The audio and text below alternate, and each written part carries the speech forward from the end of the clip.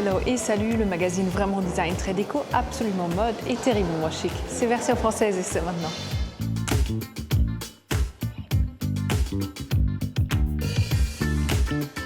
Les bijoux d'Esther Assoline ont la grâce des objets patinés par le temps. Ils ne doivent pourtant leur beauté qu'à son talent. Franck Sorbier n'est pas un couturier, c'est un maître enchanteur qui transforme la matière brillamment depuis près de 30 ans. Paris 14e arrondissement, ce n'est pas tout à fait Paris et c'est ce qui fait tout son charme. Vous pouvez dormir dans la Grange, c'est qui? 3 designers de notre temps qui dessinent et produisent des objets alternatifs. Mais tout de suite, point de vue, un regard affûté sur les nouveautés stylées de la semaine.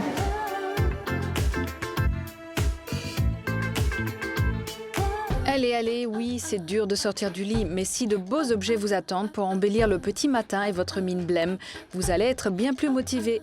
Rasoir design en ébène, peigne en corne véritable, brosse à dents Marie-Antoinette en bois précieux et à tête détachable.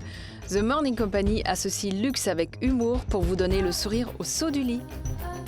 Vous avez certainement déjà vu la Cité du Vin, son architecture a beaucoup fait parler d'elle. Il est temps maintenant d'aller la goûter.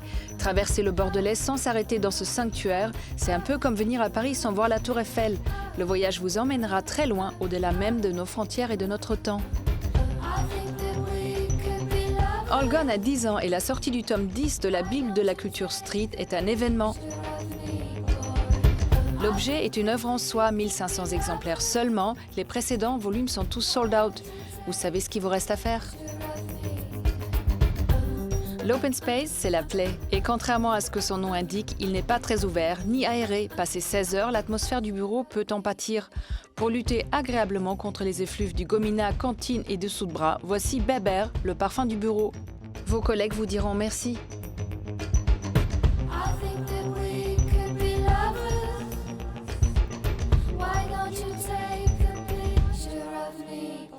Ces bijoux semblent sortis des fouilles archéologiques. Leur délicatesse ne doit pourtant rien à l'usure du temps. Esther Assoline a su utiliser la technique du ciselage pour créer ces objets à la personnalité unique.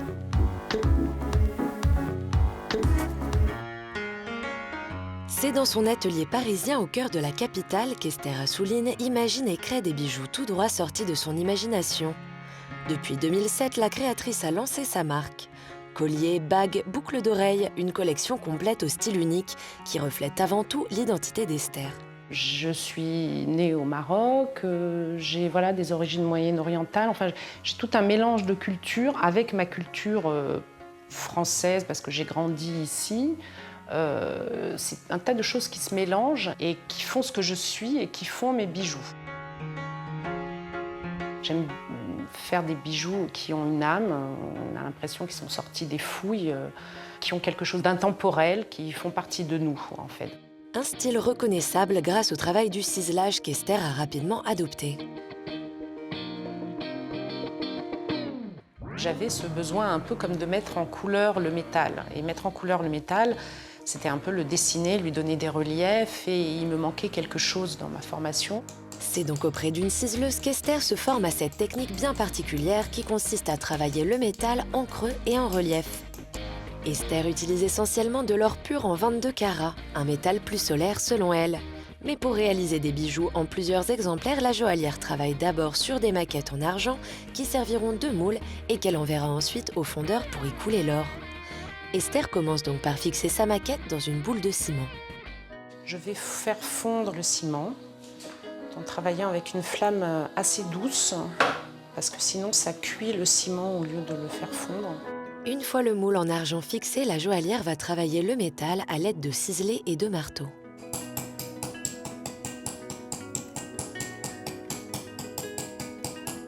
Je pense que j'ai imprimé mon identité aussi avec ce travail-là qui est assez spécifique. On donne ce petit grain qui est dans le fond. On peut, avec un autre outil, donner ce côté plus martelé. On peut lisser des surfaces. Et moi, j'essaye toujours de faire quelque chose de pas trop propre, quelque chose qui soit un peu vivant, qui soit pas non plus homogène, des endroits un peu plus nets, des endroits un peu plus flous. Après le travail du ciselage, il est temps d'entamer la seconde étape, le sertissage. Esther utilise des diamants bruts et des tourmalines multicolores qui viendront ajouter une touche de couleur sur chaque bijou.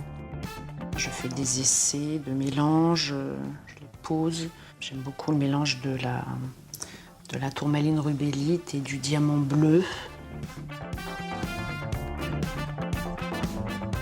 J'ai aucune limite, hein. C'est-à-dire je peux mélanger toutes les pierres entre elles. Même quand les couleurs s'entrechoquent, il y a un ensemble qui reste très on va dire, poétique. Esther peut travailler sur des séries ou sur des pièces uniques, parfois même sur des commandes de particuliers, à une seule condition qu'elle puisse laisser libre cours à son imagination. J'ai des clientes qui viennent en me disant voilà, j'aurais bien aimé, j'ai une pierre, j'aime vos bijoux, j'aurais bien aimé qu'on travaille autour de ça. Mais c'est toujours avec des choses ça vient toujours de mes collections. Après, on adapte en fonction des envies. Mais disons que je ne peux pas être bridée. C'est-à-dire, j'ai besoin d'avoir la liberté de création, de faire ce que je veux, ce que j'ai dans ma tête. Et c'est comme ça que ça sort le mieux. Créer, imaginer, quand on lui demande ce qui la rend heureuse, voici sa réponse. C'est vraiment la liberté de créer comme j'ai envie. Et puis, il y aura sûrement des évolutions dans mon travail. Il y en a en permanence. Et voilà, le plus grand plaisir que j'ai, c'est d'être dans mon atelier et puis de trouver de nouvelles, même de nouveaux accidents dans mon travail qui créent des pièces nouvelles. Enfin voilà, ça c'est le plus grand plaisir que j'ai.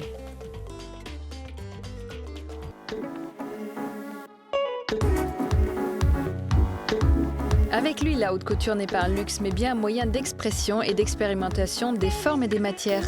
De la dentelle à la 3D, Franck Sorbier surprend et invente, rencontre avec un génie de la mode.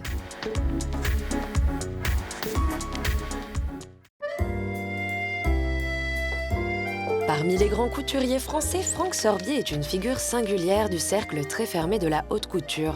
D'une part parce qu'il est l'un des rares à manier lui-même le fil et l'aiguille, mais aussi parce qu'il met au point ses propres techniques pour confectionner ses robes.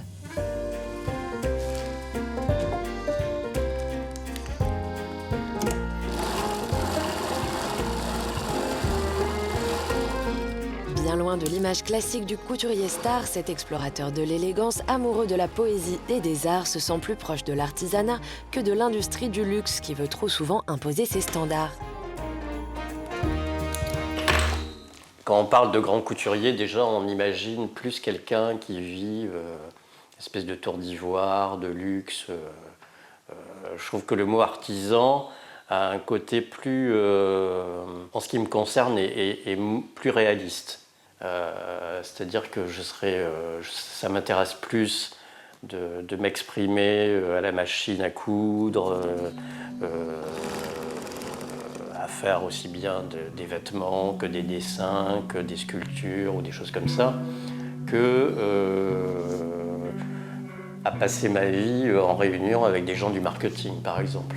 C'est vrai que cette idée comme ça d'être un peu un touche-à-tout, voilà, artisan privilégié, je dirais, c'est très agréable.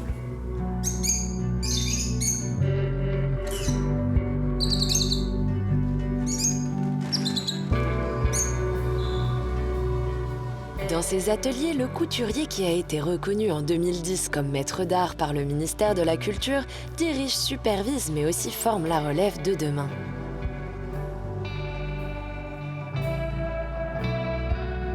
Aussi bien plasticien que couturier, Franck Sorbier, pour se démarquer de ses confrères, explore, recycle et crée ses matières par des combinaisons de tissus avec une prédilection toute particulière pour la dentelle. Pour moi, la couture, la haute couture, c'est quelque chose d'intemporel.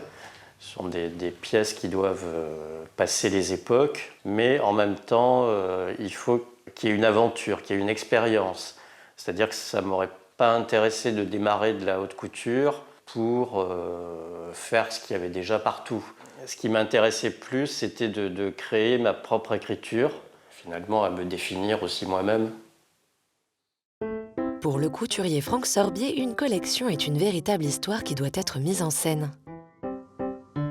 Ce qui est important pour moi, dans tous les cas, c'est qu'une collection, ça doit être un univers global. Donc, bien sûr, le vêtement est important, mais il faut vraiment que les choses aient un sens. Donc ça va des recherches sur le décor, le lieu, quel type de personnes on va prendre pour présenter les modèles. Est-ce que ça va être des mannequins? Est-ce que ça va être des danseuses?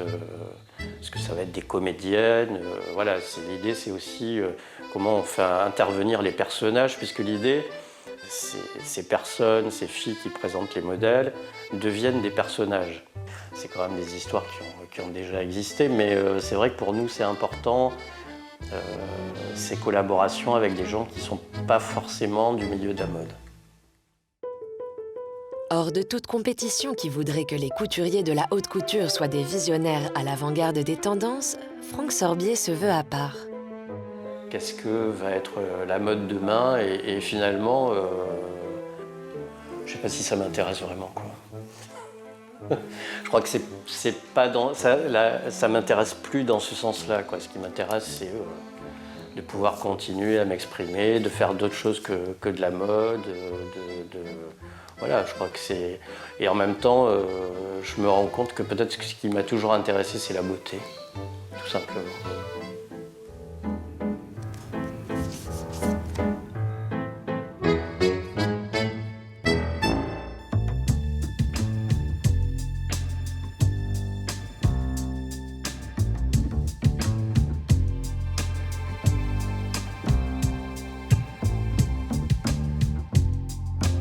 Bonjour Franck Sorbier. Bonjour. Vous étiez nommé maître d'art de la haute couture par le ministère de la Culture française, mais vous avez reçu de nombreuses distinctions pour votre savoir-faire et votre créativité. Avant tout, vous êtes quand même un grand indépendant, non, dans votre façon de créer, d'être. Oui, j'aime bien. On me dit qu'il faut que j'arrête de dire que je suis indépendant parce que du coup, ça empêche un peu les investisseurs de venir et ça leur fait un peu peur. Mais bon, c'est vrai que je revendique cette appellation, quoi, qui va bien avec le mot artisan, je trouve. Puis bon, je crois que l'indépendance aujourd'hui, c'est le dernier luxe qui nous reste, quoi. Il y a la haute couture, dont on va parler tout à l'heure, mais il y a aussi le fait que vous créez des costumes pour des chanteurs, des costumes de scène, des uniformes. Est-ce que c'est difficile pour vous de reprendre un cahier de charge, vous qui êtes tellement nos limites dans la création? Non, en fait, c'est un exercice différent et justement, j'aime bien cette gymnastique intellectuelle et aussi manuelle, quoi, finalement, qui est aussi de se mettre au service des autres. Et je crois que c'est presque plus facile de travailler pour les autres que pour soi-même, parce que trouver sa propre écriture, c'est quelque chose qui n'est pas aisé aujourd'hui, parce qu'il y a énormément de monde sur le marché, on peut le dire, alors que comme je l'ai fait par exemple pour Mylène Farmer ou Johnny Hallyday, ils ont leur personnalité. Donc voilà, c'est bien évident que Mylène Farmer, on va lui proposer des choses qui vont aller dans son sens, puisque pour moi, ce qui est important, c'est un peu se fondre dans l'univers. Comme pour Johnny, l'idée c'était de rester dans l'univers du rock'n'roll. C'était pas tout d'un coup on n'allait pas le transformer. Et Mylène c'est pareil, quoi. Donc ça c'est un exercice qui est intéressant, c'est stimulant et puis c'est un peu s'oublier. C'est une période aussi de gestation qui est différente, quoi, d'une collection qu'on ferait pour soi-même. Alors, vos présentations sont des véritables spectacles, sont vraiment des performances. Et vous avez dit une fois, je trouvais ça très juste, que vous mettez tant de temps pour faire une robe, ouais, qu'on peut très facilement la regarder aussi beaucoup plus que juste un passage en 2 secondes 30, qu'on a le temps d'admirer ce travail. Une robe de haute couture, c'est un peu comme de la gastronomie, quoi, ça se savoure. Oui, je pense notamment à une présentation au musée Guimet. Oui. Que vous avez fait avec des danseurs, ouais. Et c'est vrai qu'on pouvait longtemps voir les robes évoluer sur le corps d'une danseuse ou sur le corps de très belles filles. Oui, et puis on a envie aussi de voir les vêtements bouger différemment. La haute couture, à une époque, ça avait un rapport avec la grâce. Que ça soit un moment un peu inoubliable, quoi, un moment de vie un peu à part, une bulle. Est-ce qu'on peut terminer cet entretien sur une nouvelle idée, un nouveau projet, Franck ? Donc il y aura des inspirations diverses, mais en tout cas je crois que l'idée c'est... La chose qui m'intéresse le plus, c'est la légèreté en ce moment. Je pense qu'aucune femme aujourd'hui a envie de porter des vêtements contraignants. Donc c'est comment je vais arriver à faire quelque chose qui allie la légèreté, mais aussi la force et la volonté, tout en restant spectaculaire. Et tout en ressemblant au style Franck Sorbier. Voilà. Mais je pense que voilà, il y a des options aujourd'hui qui, pour moi, sont beaucoup plus évidentes. C'est-à-dire qu'il y a un âge aussi pour tout. C'est-à-dire quand on démarre, on a envie un peu de tout fracasser. On a aussi des objectifs.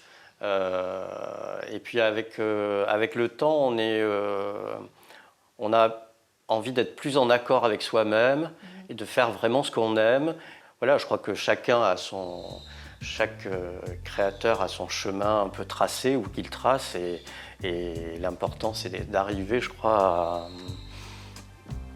à se réaliser. Et ça, c'est pas seulement la vie d'un créateur, c'est la vie d'un être humain, tout simplement. Bon, on va finir sur la légèreté. Merci beaucoup, Merci Franck à Sorbier. vous.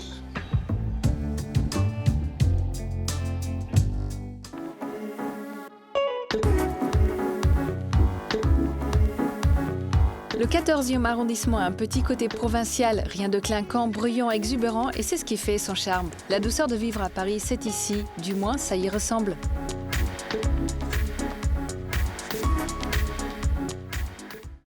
Repérage, c'est votre rubrique dénicheuse de bons plans parisiens. Cette semaine encore, on a marché, couru, rampé, arpenté, cheminé, exploré pour vous faire découvrir un nouvel arrondissement. Aujourd'hui, direction le 14e. Quartier historique des cinémas et des théâtres, le quartier de Pernetti et Plaisance offre de belles balades bucoliques pour celles et ceux qui osent s'y aventurer. À 200 mètres de la sortie du métro Pernetti, laissez-vous transporter par le caractère provincial de la rue des Thermopyles. Elle mesure 230 mètres de long et c'est l'une des rares rues de Paris avec encore de gros pavés. Bordée de maisons anciennes, d'ateliers et de petits pavillons aux couleurs chatoyantes. La ruelle décorée de glycines et de lierre, formant plusieurs arches tout du long, donne un aspect champêtre où le temps semble suspendu. Pour la petite histoire, la rue des Thermopyles tient son nom du célèbre défilé des Thermopyles. Étroit passage et point stratégique dans la Grèce antique, il fut le théâtre de nombreuses batailles entre les Grecs et les Perses.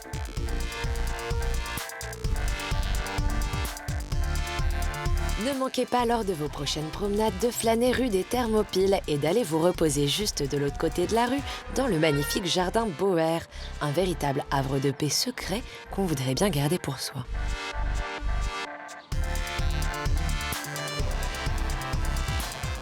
Envie d'un lieu culturel sympa et avec de belles ambitions, le projet Les Grands Voisins propose d'utiliser avec audace et générosité les espaces temporairement vacants de l'ancien hôpital Saint-Vincent-de-Paul. On a aujourd'hui environ 1000 personnes qui cohabitent, qui vivent et travaillent. Donc on a 600 personnes qui sont dans des centres d'hébergement, d'urgence et de stabilisation. On a aussi 133 structures qui développent leur activité professionnelle sur le site. Donc là, ce sont des artistes, des artisans, des entreprises, des associations. Et le site est également ouvert au public 5 jours par semaine, du mercredi au dimanche, donc avec un public extérieur qui vient aussi sur le site. Voilà. Et donc tous ces publics sont amenés à se rencontrer, à échanger. On peut constater qu'il y a beaucoup de projets qui émergent de cette mixité et de cette cohabitation entre tous ces publics très différents qui ne se croisent pas forcément au quotidien. Un lieu d'échange et de sociabilité pour tous, où l'on peut à la fois chiner à la ressourcerie créative, acheter des plantes au concept store végétal, squatter au camping, ou encore se détendre et partager parmi toutes les activités proposées qui continuent de s'enrichir au fil des semaines. Mais alors, pour boire un verre et manger, ça se passe où ? Au milieu de l'ancien hôpital, il y a la lingerie, une ancienne laverie datant de 1840, transformée en café-resto par la grâce du collectif Yes We Camp. Leur devise, favoriser le local, le bio et la récup. Table en formica, chaises d'école, banquettes, terrasse agréable et au menu, rien que des produits de saison cuisinés sur place par Emma, fan de popote péruvienne. Alors On essaye de diversifier de plus en plus, mais notre fonctionnement de base, c'est vendredi, samedi, dimanche. C'est d'abord un repas le midi, un déjeuner un peu comme à la cantine, un menu unique, très simple, un peu comme à la maison, parfois des idées qu'on n'aurait pas eues. Et puis surtout, on se baigne de plein de courants culturels différents, de tout le monde qui nous entoure et on découvre un peu tous les jours. Entre les bénévoles au bar et la serre aquaponique du site, tout le monde met la main à la pâte. Emma peut ainsi s'approvisionner en partie avec des produits plus que locaux. Donc on essaye d'élaborer ensemble une production que moi, je ne pourrais pas obtenir autrement que si elle était produite sur site, avec ces conditions de cette serre en aquaponie. Donc c'est comme ça que je fais pousser mon gingembre, ou on fait des essais de fruits de la passion, parce que c'est des choses que j'adore et j'ai du mal à m'en passer. Et là, le fait d'avoir une production sur site un peu atypique, c'est génial pour nous. Et même les œufs sont made in 14e. Alors maintenant, pour flâner dans l'une des rues les plus dépaysantes de Paris, ou encore pour vous détendre tout en contribuant à un projet social et solidaire, vous savez où aller?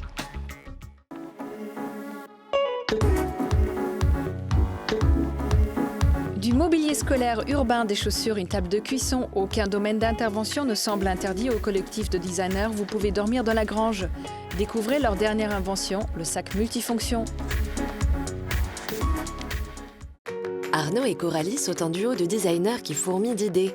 Avec leur collègue Esther Bacot, ils font partie de l'agence Inky Designer, dont les projets s'inscrivent tous dans une certaine vision de cette discipline.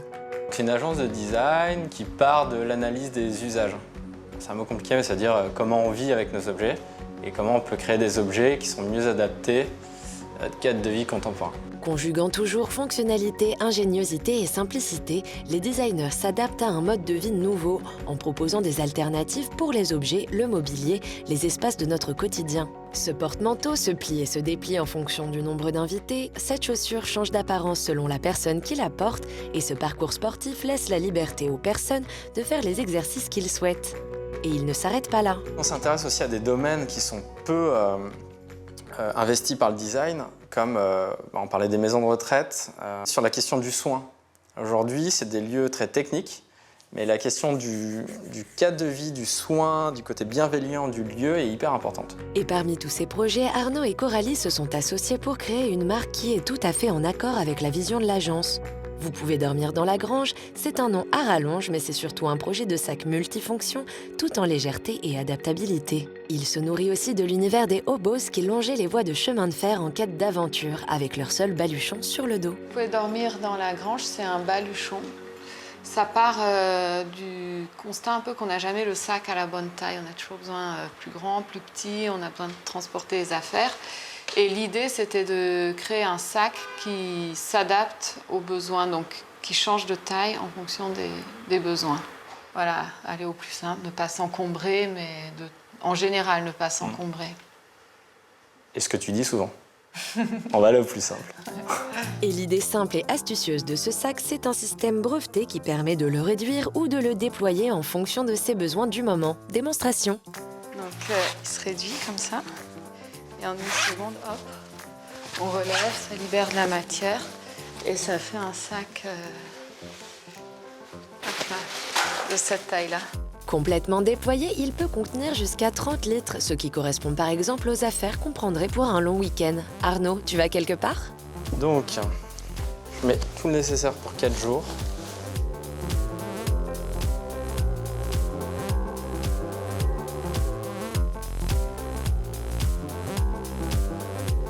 Et voilà, les affaires sont dans le sac. Conclusion, le plus de cette invention, c'est que c'est bel et bien un sac pensé par des designers. Et c'est un ancien ingénieur qui le dit. Ce sac, c'est un contre-pied à l'ingénieur classique. C'est-à-dire que l'ingénieur, pour faire un sac qui s'adapte, il va faire une espèce d'usine à gaz avec des trucs qui vont se déplacer, clac, clac, clac, ça va prendre du volume. À un moment donné, le designer, il dit « Comment je fais pour avoir une intelligence intégrée dans le produit ?»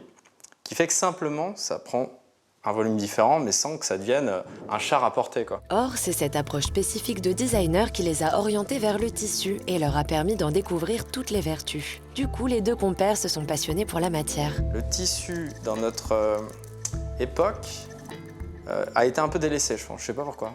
Et en fait, ça a plein de vertus de souplesse, d'adaptabilité, etc. Et nous, on voulait remettre ça dans nos projets. Et c'est incroyable de voir quel volume ça peut prendre tout d'un coup, alors que il y a même un effet d'échelle, le sac paraît pas si grand. Et quand on pose les trucs dedans, c'est Mary Poppins, quoi. Un tour de magie qu'ils réalisent grâce à la qualité de leurs tissus, des fins de rouleaux de grandes maisons de couture qu'ils récupèrent auprès de leurs fabricants. Une véritable caverne d'Ali Baba. Le choix du Made in France s'est fait logiquement car pour eux, il est au service de l'innovation. L'échelle est réduite et grâce à la proximité qu'ils ont avec leurs fabricants et au retour des clients, ils peuvent améliorer leurs produits plus facilement. C'est ainsi qu'à l'image des hobos dont ils s'inspirent, Coralie et Arnaud comptent bien continuer à aller de projet en projet, livres et baluchons sur le dos.